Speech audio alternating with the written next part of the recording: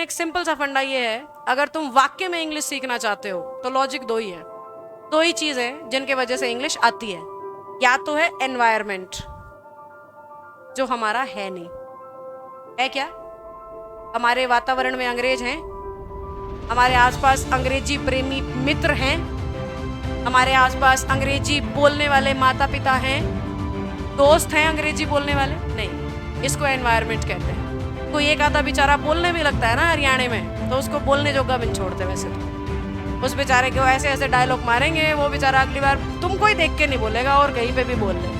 तो एनवायरमेंट ना तो हमारा है, ना हम बनाना चाहते हैं। एनवायरमेंट बदलने के और भी तरीके हैं। इंग्लिश सॉन्ग सुनना, पर दिल पे पत्थर रखना पड़ेगा ना।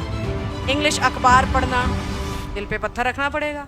इंग्लिश मूवीज देखना, वेब सीरीज अंग्रेजी में देखना, दिल पे पत्थर रखना पड़ेगा। एनवायरमेंट बदला तो जा सकता है, पर वो भी हम बदलना चाहते नहीं है। तो या तो तुम्हें अंग्रेजी सिखाता है एनवायरमेंट, या तुम्हें अंग्रेजी सिखाती है प्रैक्टिस।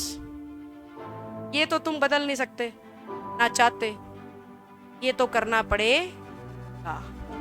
प्रैक्टिस तो करनी पड़े, और प्रैक्टिस करने लायक कब बनोगे? जब बात समझ में आएगी। बात समझ में कब आएगी?